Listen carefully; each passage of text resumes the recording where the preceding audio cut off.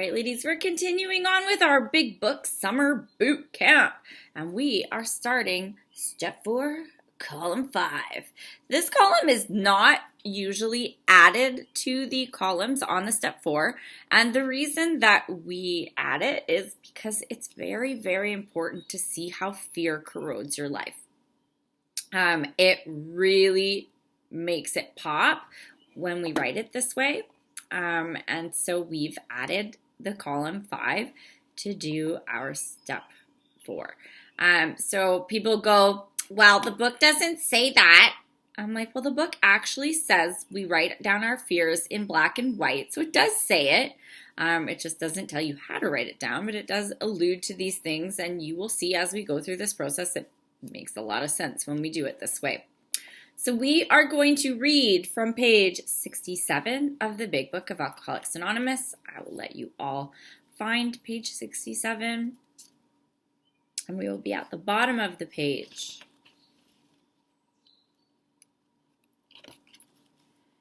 All right, bottom of 67. Notice that the word fear is bracketed alongside the difficulties with Mr. Brown, Mr. Jones, Mrs. Jones, the employer, and the wife. This short word somehow touches about every aspect of our lives. If you haven't seen Fear Pop yet, you're about to get your mind blown. It was an evil and corroding thread. The fabric of our existence was shot through with it. There's a mental picture. Fear is an evil and corroding thread. The fabric of my life is made up with it everywhere. Think of them blankets your grandma used to make and that one color, and it's everywhere. That's what fear does. I don't have any of those colored blankets, so I can't physically show you, but you know what I'm talking about. You can't just, it's everywhere. That color is everywhere. Fear, set in motion trains of circumstances which brought us misfortune we felt we didn't deserve. Whoa. Okay, we're going to go to our descriptorgram. So we're going to look at my step 4. We're going to break it down. So fear, I wish this put big red circles on my page because I love big red circles. I probably can. Oh yeah, look at that. What's this? Oh, no, it doesn't work. Okay, well anyways. Fear set in motion trains, there's your motions and trains, of circumstances which hurt us and we felt we didn't deserve. Right? So we don't think we deserve all this crap that happened over here, but fear sets the ball rolling. Okay, so it set in motion trains of circumstances which brought us misfortune, which we felt we didn't deserve. Fear sets that ball rolling. But did we not ourselves set the ball rolling? Now remember, there are trauma incidences in which you did not set the ball rolling. We are talking about the 98% of other things on this list. If you were abused as a child, your fear did not set that rolling. If you were raped in a back alley, your fear did not set that rolling. We understand that, right? That's not what we're saying. We're saying about all the other circumstances, all the other crap on your list. Those trauma incidents do not fall under this category. Fear did not set that ball rolling in those, right? If you stayed in a relationship way too long with a domestic abuser, that was fear. That is fear, right? So there's all sorts of different circumstances. It doesn't apply to each and every one. I want to say that disclaimer right now. But for the most part, all this crap started in fear, right? There are incidences where it doesn't, so don't start attacking. So we set the ball rolling. Sometimes we think fear ought to be classed with stealing. It seems to cause more trouble. Fear is the root of all my problems, let me tell you. Once I realized that, my life changed. And once I realized I can get rid of the fear with God's help, woo! You should see me and Andrea hiking. I used to freak out on suspension bridges. I still kind of scream, but I go across them very easy. I still go, ah! I still don't like it. They still are not the coolest thing. But the fear is gone. I trust the cables. I trust God. I know He's not going to let me fall to my death in a whitewater river underneath, right? I don't get tunnel vision anymore. Flying. I used to be scared of flying. Turns out that's a fear of losing control. I don't have that anymore either, right? So this applies to a lot of different things. We reviewed our fears thoroughly. We put them on paper, even though we had no resentment in connection to them. We asked ourselves why we have them. Wasn't it because self-reliance failed us? Self-reliance was as good as far as it went, but it didn't go far enough.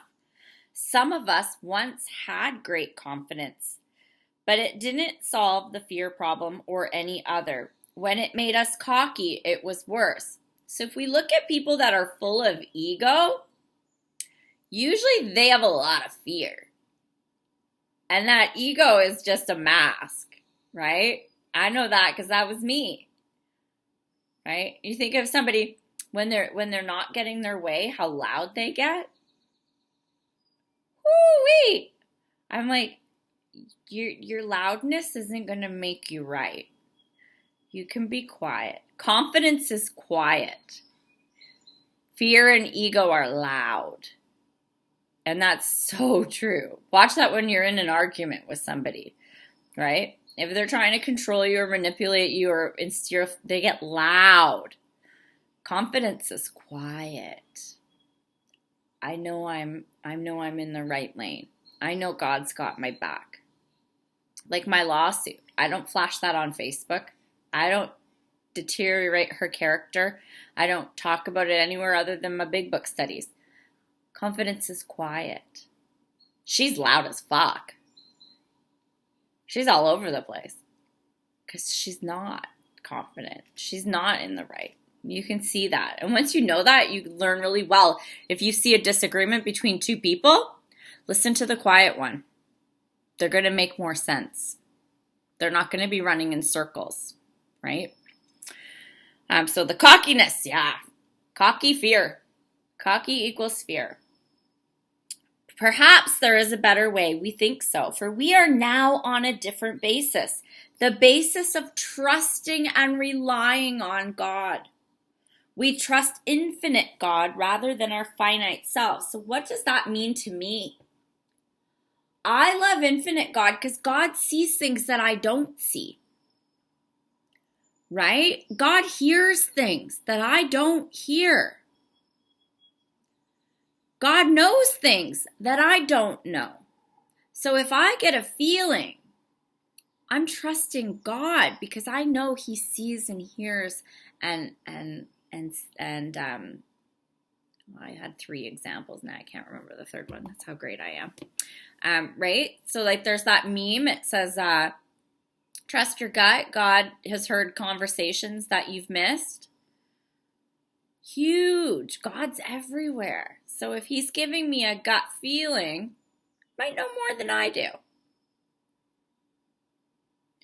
We are in the world to play the role He assigns. Just to the extent that we do as we think He would have us and humbly rely on Him, does He enable us to match calamity with serenity. Wow, that's a big one. That's a huge gift. When we trust Him, we don't need to get worked up over problems. We get serenity to go through problems with ease. My favorite is not doing anything if I don't know what to do. We're going to talk about that more as we go through the book. Right? We get to have that serenity in the face of disaster, the calmness. You see that in first responders sometimes, right? Where everyone is running away from the disaster. They're able to be calm and focused and go toward the disaster. And they just have this instinct that they trust. That's God, right? Trusting your instincts, the same thing. We never apologize to anyone for depending upon our Creator. We can laugh at those who think spirituality the way of weakness. Paradoxically, it is the way of strength. The verdict of the ages is that faith means courage. All men of faith have courage. They trust their God. They never apologize for God. Instead, we let Him demonstrate through us what He can do. We ask Him to remove our fear and direct our attention to what He would have us be. At once, we commence to outgrow fear. So the opposite of fear is faith. If you want to learn to get rid of fear, you have to trust God. You have to have faith. It's tough. It's hard. It takes practice. It takes conviction. It takes courage. But we ask God to remove these fears and we trust that He's got our back. How do I know it's worked? It's worked for me. I no longer have the fear of being alone. I no longer have the fear of not being good enough. I no longer have the fear of not being loved. I no longer have the fear of being rejected. I've asked for them to be removed.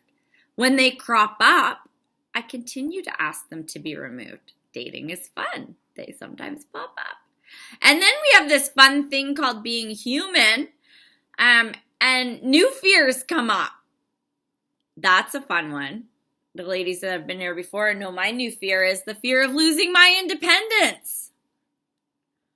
I'm no longer broken and insecure and self-confidence, lacking self-esteem. Now I am scared I'm going to lose what I've got. Right? There's always something new. What do? We ask for it to be removed and we rely on God. We put our faith in our Creator. My superpower is that I have God on my back. That's my superpower. My superpower is that I trust God. You can't beat me because God's got my back. That's the thought process I have with this lawsuit. I trust God. I know I do the next right thing. I am not manipulating. I'm not lying. I'm not cutting corners. I know God's got me. So I know I'm pretty unbeatable, right? God's got me. And I say that to newcomers all the time. I'm like, I've got you and God's got me. Because you might not have God yet. So that's okay. I got you, but God's got me. So we're good. We're solid. So what are we going to do about it? Oh, pop my email in the chat. Yes, I can. I think I'm all caught up on all my emails and all my YouTubes and all my everything. If I am not caught up on things, please call me out because I think I'm all caught up. And it felt really good for a minute. Okay, so what are we going to do about it? We're going to find out what our fears are. So this is the 5th step. And it's pretty amazing. So the top 5 fears for women are abandonment, rejection, not being loved, being alone, and judgment. They're pretty dang common, but we can look at for fears for the other ones. Look at fear of not being perfect is spelt wrong. I still get a giggle out of that. Fear of judgment, fear of not being a good mom. Gas prices, fear of financial insecurity, lack of control. So where do we go? We go to our legend, which tells us what to do. Column 5, fears. Looking at my fault, blame, and wrong, for each bullet, write out the fear or fears that are coming from our action. Once the entire column is completed, then write out an extra fear list of other fears. So on a separate piece of paper, after you complete column 5, you do your other fears. Spiders, skydiving, flying, clowns, balloons, whatever your other fears are, you got to write those down. So then we get on our knees and pray to God to remove all your fears one by one, even if you're repeating yourself. I make a master list and I do it every day for fucking ever. And then we're going to use a pencil, don't use a pen, and draw that evil and corroding thread through your fears. And we're going to ask ourselves if we have resentments against the person when we're done. So first off, let me explain. Examples of fears. Here are your emotional fears master list. I just highlighted all the ones I had. I typically do a fear inventory every couple months to see what's coming up.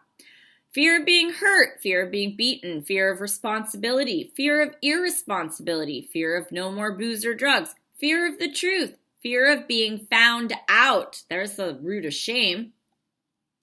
Fear of loss of friends.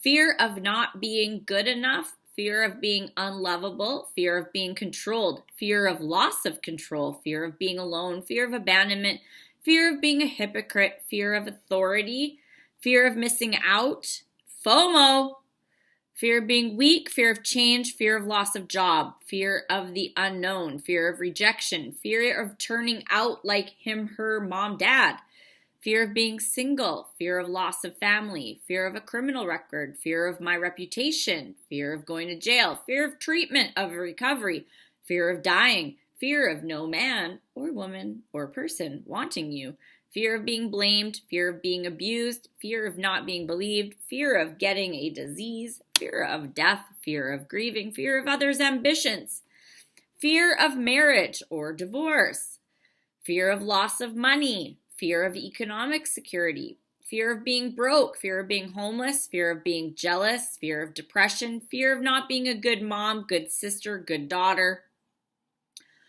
good wife, good niece, good cousin, good friend, good girlfriend, fear of being wrong, fear of being judged, fear of being judgmental, fear of being dishonest, fear of being honest, fear of failure, fear of success, fear of asking for help, fear of not fitting in, fear of a loss of a cell phone, fear of loss of communication, fear of not getting what I want, fear of inadequacy, fear of suicide, fear of sobriety, fear of happiness, fear of being shamed, fear of getting older, fear of starting over, fear of anger, fear of the fuck it button, fear of no chaos, fear of chaos. Add any other fears you have in your list as you go along. And then we have our non-emotional fears. These are what go on a separate paper. Examples are spiders, the dark, heights, water, earthquake, bugs, bees, dirt, rides, cars, highway, traveling, planes, surprises, crowds, being alone, clowns, and balloons are also some of the top non-emotional fears. So what do? We take our list and we revert back to our column 4 as I scroll slowly, and we're going to add our fears to our column 5. These are your emotional fears. Unless somehow your fear of spiders caused your ex-boyfriend to beat you, which I doubt, spiders would not go on this list. Spiders go on your separate list. So here we put my fear of abandonment, rejection, not being loved. So once I've done this, once I've added my fears to column 5, this is where that evil and corroding thread goes. This is where I really wish I knew how to use a computer better and I could draw on here. So my evil and corroding thread would look like this. My fear of abandonment causes me to be selfish, dishonest, self-seeking, and afraid.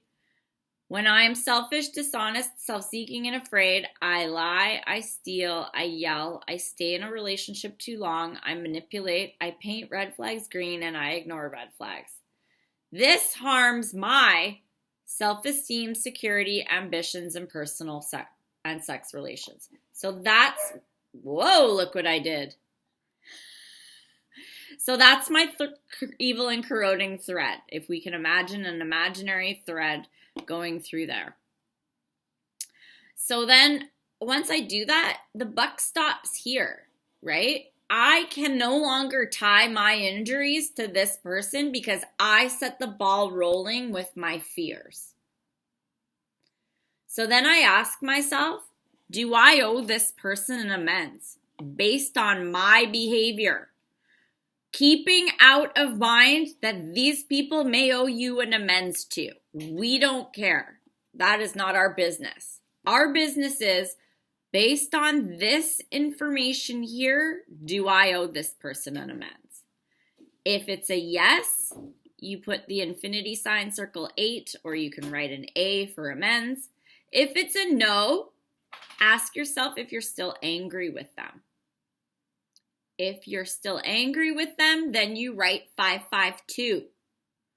If you're no longer angry with them because you've finally taken ownership for your fault, blame, and wrongs and how you set the ball rolling, you can cross them off. Don't use Sharpie. Don't use pen. These lines need to be small because you need this as a guide for your step 5. Don't mark the shit out of this page that you can't read it anymore. So again, we're going to write our fears. We're going to read it backwards. My fear of caused me to be. When I am, I act this way, which harms my. Am I still mad at them? Do I owe them an amends? Okay, so 552 is page 552, and it's the prayer for someone you resent. That's what you do for that person if you 552. If you're still mad at them, we're going to pray for their happiness. You'll find a lot of these people you're no longer mad at. You just may owe them an amends. And we'll deal with that later. Admit. Stop share. Questions, comments, concerns, Brenda. Whoops, I muted you. Sorry. Dang it. Can you just read that backwards one more time? Yep, I sure can. My fear of abandonment, rejection, not being loved, being alone, and judgment causes me to be selfish, dishonest, self-seeking, and afraid. When I am selfish, dishonest, self-seeking, and afraid, I lie, I steal, I yell, I stay too long, I manipulate, I ignore red flags and paint red flags green. This hurts my self-esteem, security, ambition, personal and sex relations. I can no longer blame it on them. And then I say, do I owe this person an amends based on my actions? Yes or no? Am I still angry? And if you're still angry, you 552 them. Charmaine?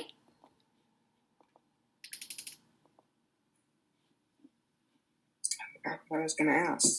I'm sorry. Sorry. Think of it later. Okay, raise your hand again. Marianne? Hi, friends. I am an alcoholic from Toronto. My name's Marianne. Grateful to be here. Grateful to be sober today.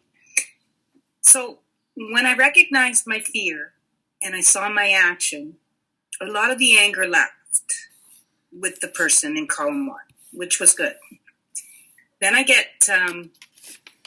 noticed in your fault, blame, and wrong, one of the points you said was stay too long.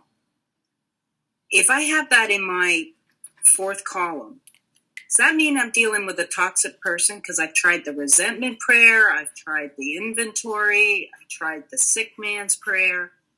This resentment keeps coming up. Yeah, is the person still in your life? Yeah. Then you're still staying too long. Yeah. Boundaries or leave? Yeah. Yeah. Yeah. But boundaries. Yep.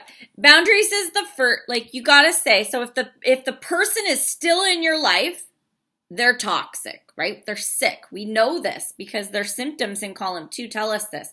So we ask ourselves, is this something I can set boundaries with? Or is this a situation I need to leave? And this is something we need to consult with God. You know, this isn't like people think I just tell everybody to leave their husbands. That's not what I do. But you gotta think about it. If you are, if it's a toxic parent, sister, brother, whomever, right? Even if it's your children, people don't understand. You can ask for help if your children are not well, right? Maybe they need to go stay with a relative. Maybe you need to call social services yourself and be you know the word I'm trying to find, and say, hey, I'm in recovery. I'm trying to heal. I need help. They may not remove your children from your care, but they might give you free counseling. They will connect you with resources. People are like, oh, I can't call social services. They'll take my kids. Better you call them than someone calls them on you. I've helped girls do this. They've called, they said, I need support. And they're given family counseling. They're given resources to help rebuild their family. So you have to ask, is there something I need to set boundaries, or is this something I need to end this relationship? Because if staying too long is something that's in what you do, staying too long is going to keep you in resentment. Yeah. Thank you. You're welcome. Beverly.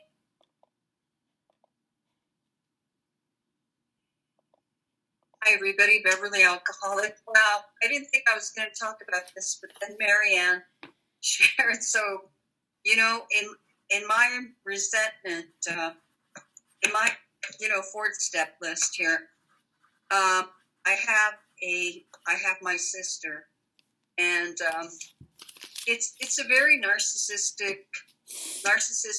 abusive relationship. Okay, and I'm ashamed to say that I have tried to manage and control this for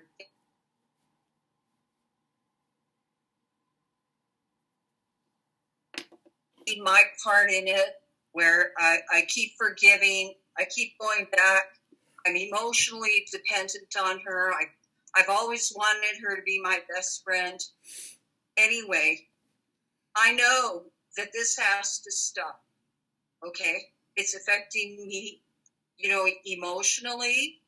You know, especially after the death of my son, it's gotten worse. Okay, so do I need to leave, or do I just need? I don't know if I need to leave the sibling. I don't even know how you do that, or do I just need to really back off? Really firm boundaries is your first step. Really firm boundaries, right? And if you're being abused by that person, or they're treating you like crap, you're needing validation from them. That's what you're seeking.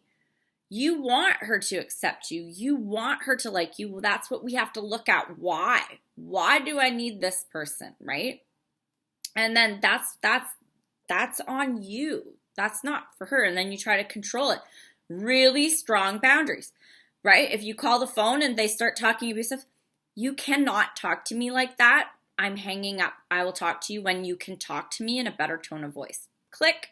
And that person will attack you. And they'll say, you're such a bitch for hanging up on me. That's narcissistic behavior. That's what they do.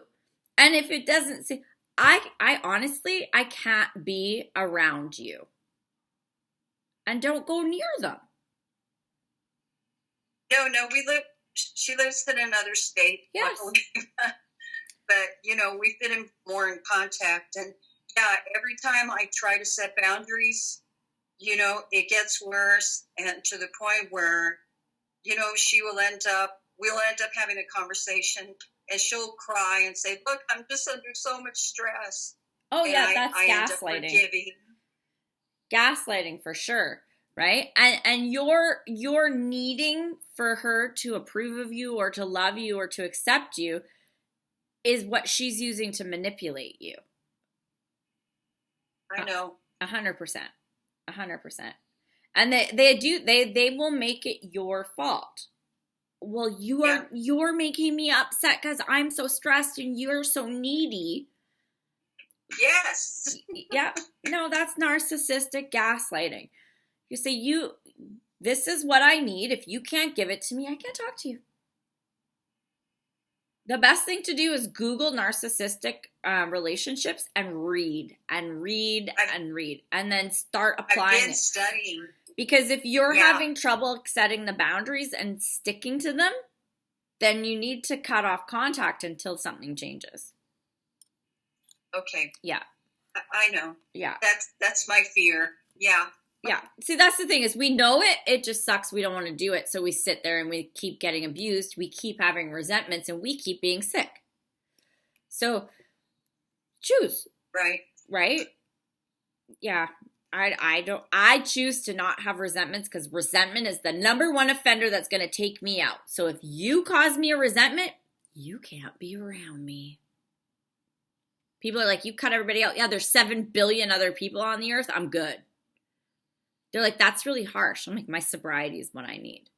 My kids need me sober. My life is amazing sober. If you're toxic and causing me stress in my life, I got no room for you. Guess what I got? Serenity. Right? I'm not lonely. I have a ton of people in my life. They're all healthy. So that's the choice that I made. My serenity is more important than that relationship. There's 7 billion people on the earth. I've only met maybe 10 grand of them. I'm good. You're not worth that to me. My serenity is way more important. But I'm not going to burn the bridge either because I work for God and that person may come around, right? So I treat everybody with respect, but I'm very firm. Somebody messaged me at 10:30 at night last night or 2 nights ago to tell me that they didn't like something about somebody else. I said, why do you feel it's okay for you to text message me and wake me up at 10:30 with this? They were probably offended by that, but I have every right to say that. Why do you feel it's okay to text message me at 10:30 at night to complain about somebody else? It's not your business.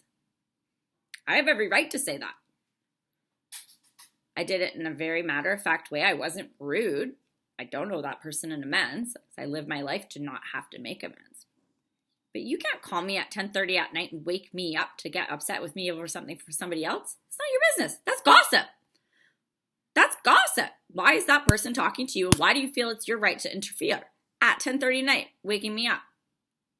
Please don't text message me. That's a boundary. They have not responded. They're probably burned up and mad about it, and I don't care. My serenity is more important. Marianne. So I'm in the midst of this right now, and I've never been used to making boundaries. Yeah. And in the midst of serious gaslighting, the one thing that cuts through all the crap is that the most important decision I ever made in my life was to get sober and stay sober, and that my whole life depends on it. And I remember that all the time. And when I do that, then I can get the strength to make the boundary. But if that's number one, then nothing else can touch it. And that's God. Yeah. 100%. 100%. And use whatever tool you need. Like me, there's 7 billion people on this earth.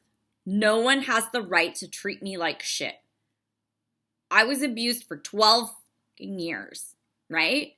I'm not going to waste another minute of my life in that. And so that's the story I tell myself. I would rather be alone than be treated poorly. And I went through a period of being aloneness until I found people who treated me with respect, and I lived a life that demanded that respect. And that's the shift. But when you're sitting in fear, right? Fear of being rejected, fear of being alone, fear of being abandoned, they're going to keep you stuck. God give me the strength, and God take away the fear of being alone, of being abandoned, and being rejected. There's nothing wrong with being alone. It's amazing. It's fun. Right? We don't like it. Society tells us we need to have a partner. Disney tells me I need Prince Charming. Disney is wrong. I need solid people in my life that have my back. First and foremost is God. God's got me. I'm good. Hang out with God for a few weeks. Tell everybody else to beat it. See how you feel. If not having someone call you every day makes you feel better, block them. Right? You know what the funniest thing I did? Okay, so this is like really not related, but I love my peace and I love my serenity. And maybe this will make sense. So my email, right? I have 7 emails for all of my different things. And you know those spam emails trying to sell you stuff? I started taking the 3 seconds to unsubscribe to all of them. And I did that. I made that conscious choice. That was my May thing. I unsubscribed to every single one of those spam emails. Now I open my email and I have no emails and I'm like, I have no email. Right? I have no email because I'm not getting spammed. The only emails I get are the ones I need to receive. Do the same thing in your life. Unsubscribe to people who are spamming you and making you feel like crap. It'll get really quiet for a while, but then the only thing you'll receive is the stuff you're meant to receive. Right? And that works. Declutter your inbox of life. But yeah, it was weird. I was like, why am I not getting any emails? My email's empty. I usually get 50 notifications because I unsubscribed to the bullshit. So go on down and unsubscribe to all that bullshit. And it's all based in fear. All of it's based in fear. So look for these fears and start praying them away and watch for them. Because anytime something hits you, what's the fear attached? So when I talk to my sponsor, if I've got something bothering me, she'll be like, what fears are coming up in your 10? That's the first question she asks me. What fears have been coming up for you in your 10s? Right? Judgment. That one always comes up. Fear, judgment, fear, judgment, fear, judgment. Right? What doesn't come up is fear of being alone. Whoa, take the dog with you. What? Walk your dog. I'll be right back. Your dog needs to pee. Sorry, guys. Can't leave the house to not take the dog. That's not right. All right, anybody else on the fears? Fear, evil and corroding thread.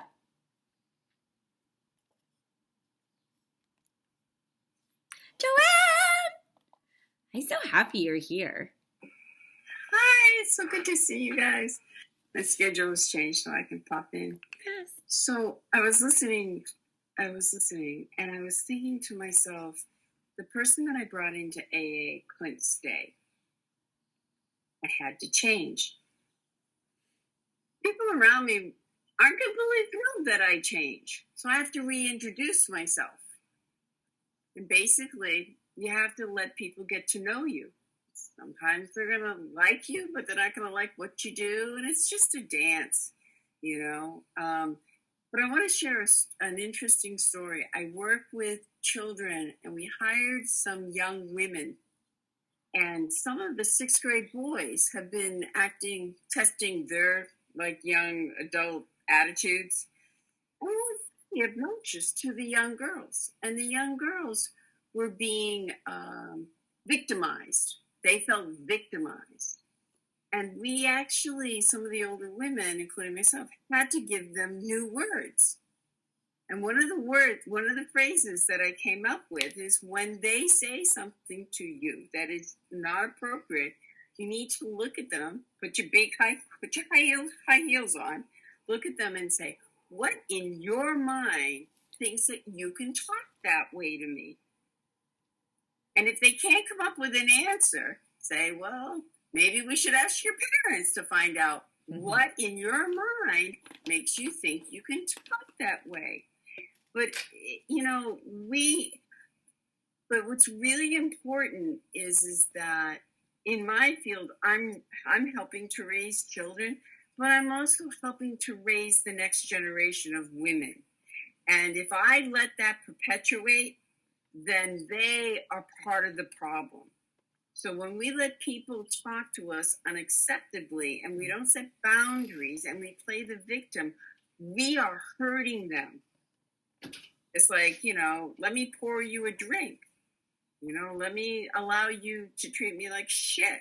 Let me let you stay in your disease because I don't want you to reject me because I have fears. It's just a cunning, baffling, powerful thing. And so part of it was hard to accept it was hard to accept the responsibility that it takes two to dance. It takes two to dance. And sometimes life is not black or white, but it's gray. But you have to start introducing to the people that you live with the new person. Because the person that came into this program could not stay. And with that, I'm going to share the time. Thank you so much, Joanne. And I just thought of a great way to practice that. Another weird digital thing is a lot of my girlfriends get unsolicited messages in their inboxes on Messenger and Instagram, and I don't get those messages. I'm like, people don't send me those messages. It's because I treat people how to treat me, right? I hold myself with a certain regard so people don't send me random nasty messages on Facebook and Instagram. But when you get those, how you respond, like Joanne said. Why do you think it's okay to send me this? That's helping other women not have that same experience as well. Instead of just deleting it or blocking, before you block, send back, why do you think it's okay to send me this? Same as Joanne said, how come you think it's okay to say that to me? We teach people how to treat us, right? I don't get a lot of eggplant pictures in my inbox. Nobody sends that to me. It's not the vibe I'm putting out.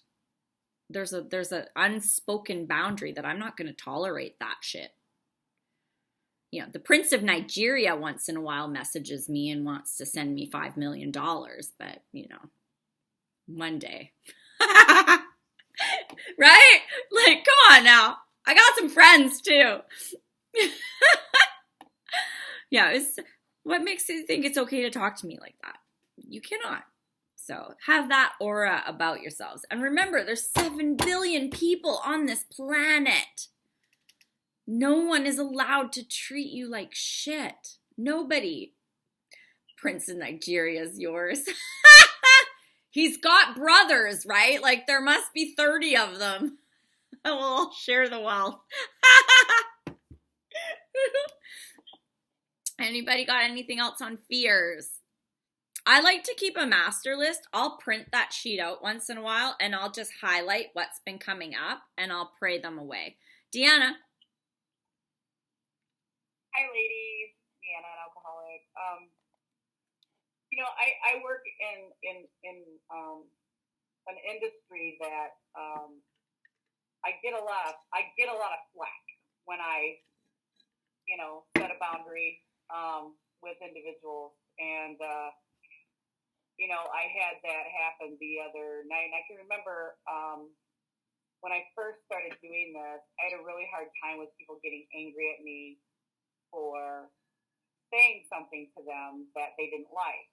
I still wasn't really like, I wasn't sitting in my own power yet, if that makes sense. And so I would, oh my God, I can't believe that they said that to me, and I feel so bad, and you know. And now I understand that when I set a boundary and I adhere to it, that it not only is good for me, but it's very respectful to them. If I step back and allow myself to not follow through with that, what I'm also saying to them that it's okay for them to treat me this way, and it's okay for them to act like that. And so when I had somebody come in the other night at 5 minutes to 6, right before we closed, and demand to have something done because he has to go to court tomorrow, you know, I was able to tell him in very nice language that that's not going to happen tonight, and good luck tomorrow. And he didn't like the answer. And so he started to attack me, telling me I must want him to go to jail. And I just said, no, I don't. but it sounds like you don't mind. And then we left it at that. Because the bottom line is, I'm not responsible for that. And I have to understand that, too, that I'm not responsible for other people's behavior. But I am responsible for my response to it, if that makes sense. And at the same time, you're responsible for him not learning lessons, too, if we do that, right? And that's the case that happens all the time. People pleasing. I was a people pleasing because I did not want you to be mad at me. So I would bend myself in order to please you, when really, like Deanna says, it's your responsibility to be responsible for those kind of things, right? We teach people how to treat us, but we also teach people how that they should be acting, right? Why are you leaving this till 10 minutes before 6? And like I said earlier, that kind of stuff gets really loud and they attack you. And that's where this confidence with God comes in, where we don't whimper. I can't see Deanna being like, oh, he's yelling at me. It's like, no, I stand up a little stronger. Like, no, this isn't happening today, but thank you very much. Like, my son likes to say nope to me. And I'm like, what did you say? He's like, oh. I'm like, yeah, that's what I thought. Right? It's, we have this power, ladies. Tap into it. Tap into it. Doesn't I've been called a bitch a million times. I'm okay with that. I've been called way worse. And I'm like, if I'm a bitch because I'm not bending myself to do what you want me to do, I'm okay with that. You don't get to talk to me like that. You don't get to treat me like that. Marianne. So, and when I was doing this, and still today, when I can't recognize the fear, and I'll have a list, and I get confused really fast. It was my grant sponsor I talked to one time, and she helped me identify what the fear was based on her experience. And sometimes I'll be in a meeting, and I'll hear somebody share, and I go, ooh, that's what it is. Because sometimes I don't even see it. But it's helpful to bounce it off, like your sponsor, your grants, somebody to just help you discern what exactly the fear is. Absolutely. And if you can't find the fear, go looking for it. Talk to people and be like, this is the situation. And I'm like, I can't find a fear in there, right? I'm like, I'm not afraid of this anymore. They morph. Like, we're alcoholics. We play fun little mind games and we change them. And we remove 5 and then we get a new one. And we're like, what's this one? Like the whole dating thing. I didn't recognize that it's a fear of losing my independence, right? I didn't recognize that. I needed my sponsor to help me get to that conclusion. And the other one is the imposter syndrome. That's another one that I had come up, where I used to be so fake and so phony that now sometimes if someone questions me, I'm like, whoa. And you can Google it, but it's imposter syndrome, where you actually are who you are now, but you're so used to being fake before that now it's a mind fuck. Regina! Oh, I muted you. Hi, everyone. I'm Regina. I'm an alcoholic. How did you mute again? Oh my gosh. I'm not touching anything. Sorry. Okay. How's that? Is that good? Is that good? Okay. I have a bunch of things written in the margin of my book around the idea of faith. All men of faith have courage, because what happens to me when I do this work, especially this part of the 4th step, I don't know if I forget or I'm just not willing to really, really trust that my higher power has my back. Like, I hear you saying that all the time, and I believe it. But the idea of what I have written is faith is a reality based on the results of my choice to trust, and that if I don't have trust, God has nothing to work with. And so I try so hard to, and I see it as I'm doing this work. Like, I'll see the fear, and I'll start doing looking at the evil and corroding thread, and we talk about, you know, you have to pray these fears away and kind of be reminded of them. Sometimes I kind of lapse back into the way I used to be, like small and timid and not wanting to put my voice out there. And I realize, wait a minute, that's the old me. And I guess that's a gift of this program, right? That's a gift of doing this work where I actually have that awareness. And that's when I snap into, oh yeah, I made this decision in the third step. And now I need to trust that things are coming up for me to learn. I'm learning something here. It's like a God moment. But I kind of go back and forth. It's just what's been happening to me as I've been going through this. And the more that I do this work and I focus on one or two resentments each time I do it, the need to trust my higher power becomes really, really strong. And that's where I find myself focusing a lot of my effort on before I can even get to, identifying, what just happened, if the fear pops up. So I guess the idea of trusting my higher power is important too. And I guess if I'm having trouble with that, I need to go back to the third step or the second step and have talk to my sponsor about it and kind of help me, get to a place where I feel like I can move forward, because it's like this game I play with myself. I make myself stuck so that I can't go. And I'm a big victim, and I don't want to be like that anymore. So. Absolutely. And that's that like worldly clamors and things in our head, right? That's all centered in the mind. So my narrative always goes back to God's got me. And whether or not it has to be me telling myself that a few times, like God's got me, like, and dating, right? Because I get frustrated. I'm like, oh, no, this isn't the right one for me. This isn't the right one for me. And I know God's got somebody special for me, so I'm okay. And the rebound is really quick because I'm like, no, I explored it. It wasn't the right fit. God's got somebody for me. I don't sit in self-pity for a month. Oh, that guy turned out to be a loser. I'm a nobody. I'm going to be alone forever. That's not my narrative. My narrative goes straight to, I have faith God's got somebody amazing for me. That just wasn't it. What did I learn from that? Like, I always like, what did I gain from it? I'm like, oh, I got to see this little part that I've got a glimpse of, right? So it's the narrative in your mind, the story I tell myself, and it's mind fuck, right? Because our minds are going to fuck us right out of the rooms. They're going to tell us stories. They're going to convince us stuff. So I have to control my thoughts. And I'd say, no, I know God's got me. I got this. It's all good. What did I gain from this? Oh, this person showed me a little glimpse of this that I've always wanted. Great. Now I can add that to the pile of everything that I want because I got a glimpse of it. Moving on. Or, oh, that person really showed me what I don't want. There was a good test in seeing red flags, right? Cool. Okay. So I really have to do mindset work on that. And that's on me. Priv. Diane, I see you putting your hand up and putting it down. Are you going to put it up again?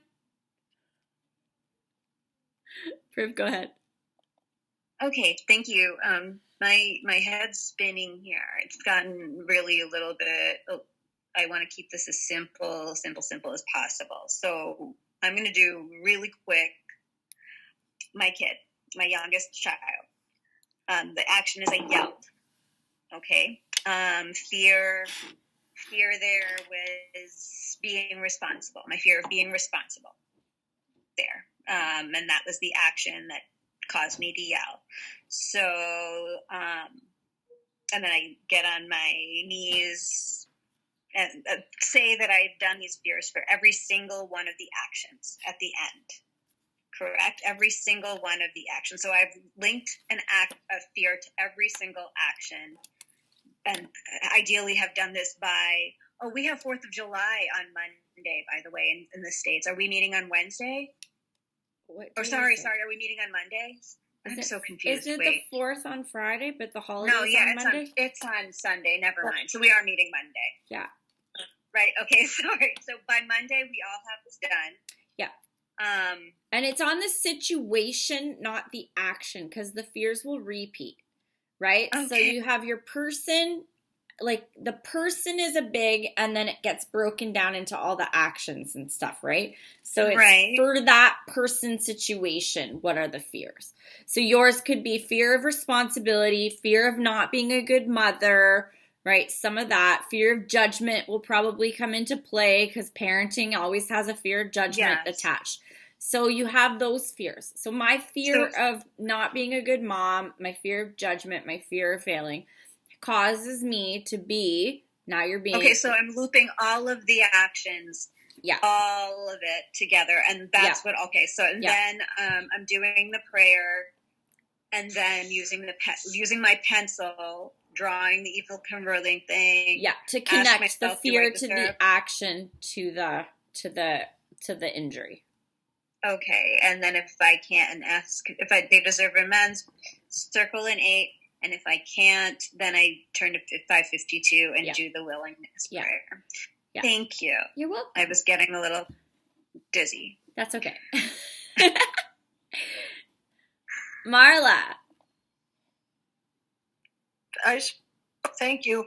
One of the things that's happening as a result of being able to hear this so clearly, the way that you're describing it and other people's shares is, I'm sitting here and I realized I was kind of trained to not be allowed to be afraid. It's like just blow that right off, or if somebody says something, you're just supposed to somehow suck it up.